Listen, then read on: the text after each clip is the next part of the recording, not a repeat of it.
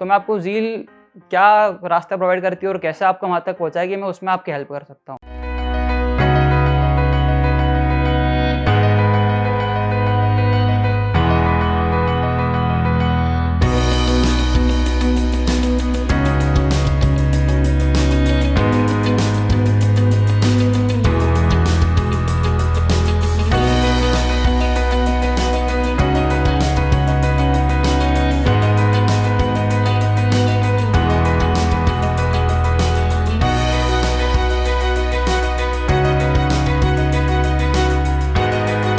Hello everyone, my name is Nishit Nima and I have secured All India rank 37 in GATE CEC 2022.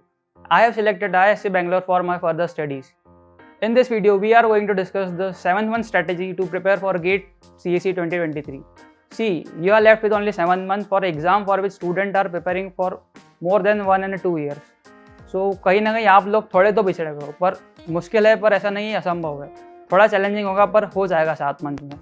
If you break down 7 months into days, so you have near around 200 days. देखिए आपके पास समय की थोड़ी तो कमी है, तो आपको कोचिंग की एक डायरेक्शन तो लगेगी। आप कभी खुद से जाते हो तो आप डेविएट होगा और आपके पास एक कोई डायरेक्टेड पाथ नहीं होगा।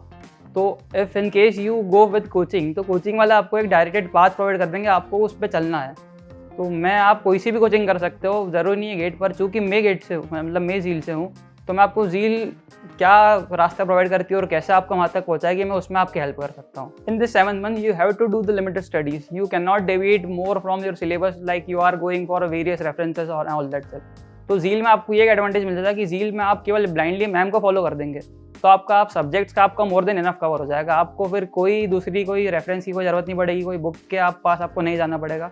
मैम ने एक बार आपको सब्जेक्ट करा दिया, आपने अच्छे से कर लिया, उसके बाद आपको केवल प्रैक्टिस क्वेश्चंस करने और टेस्ट देना, तो इसमें आपका सारा सब्जेक्ट्स पूरा कवर हो जाएगा।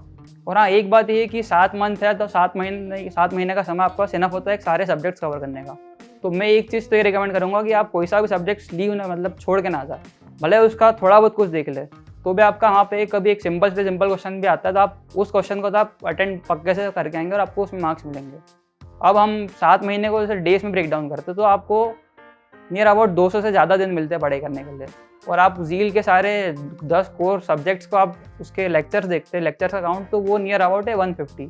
तो आप ऐसे आप वो 5 महीने आपने वीडियोस कवर कर लिए, तो भी आपके पास बचते 2 महीने का समय।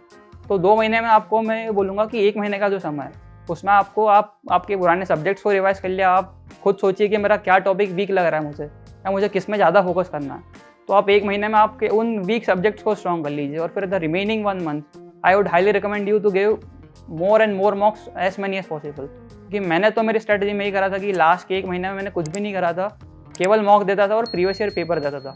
क्योंकि एट द एंड आपको देंगे एग्जाम ये गेट वालों की, तो आप उनके क्वेश्चन से फेमिलियर हुई है ना, कि वो कैसे क्वेश्चन देंगे। आप रिपीटेडली उन्हीं के पेपर दे जाएंगे, तो आप उनके एक पैटर्न से फेमिलियर हो जाएंगे कि हाँ, इस सब्जेक्ट से इस पैटर्न के पेपर आते हैं। तो आपको एक आइडिया लग जाएगा कि हाँ, मुझे इस टॉपिक को और ज़्यादा पढ़ना है, तो इसके अलावा रिमेनिंग टॉपिक है उसमें थोड़ा कम ध्यान भी दूंगा तो मुझे चल जाएगा। तो ये तो बात हो गई कोर सब्जेक्ट्स की। पर इसके अलावा आते हैं मैथ्स और एफटी। एफटी का वेटेज गेट में होता है 15 मार्क्स का, तो इस कैन नॉट बी इग्नोर्ड। मतलब यहाँ तो 3-4 मार्क्स में रैंक का कितना अंतर आया, तो 15 मार्क्स तो अच्छा खासा वक्त रखता है। तो अभी अपने 5 महीने में तो अपने हो गए core subjects. Now we are left with 2 month. तो in during that 2 month I have discuss first month you have to go for revision and the second month you have to go for mock test. So with this revision and mock test, you have to parallelly go for apti and mathematics directly कभी आपको gate में ऐसा नहीं आएगा कि आपको probability का question दे दिया या आपको मैट्रिसेस से क्वेश्चन आ गए। आपको मैथ्स किसी के साथ इंडल्ज होकर आता है, मतलब कोई दूसरा कोर का जैसे CN का कोई क्वेश्चन आ गया, तो उसमें आपको मैथमेटिक्स अप्लाई करके दे देंगे। तो आप कभी ऐसा नहीं मान सकते हो कि मैथ्स का 2 क्वेश्चन आएगा तो मैं छोड़ दूंगा तो चल जाएगा। मैथ्स आपको इनडायरेक्टली बहुत जगह यूज़ होगा। मतलब ये मान लीजिए मैथ्स ने अगर आपने मैथ्स को छोड़ दिया पूरा, तो आपके सीधे 10 क्वेश्चन ऐसे में आपको बहुत ट्रबल फेस करना पड़ेगा in during the exam time.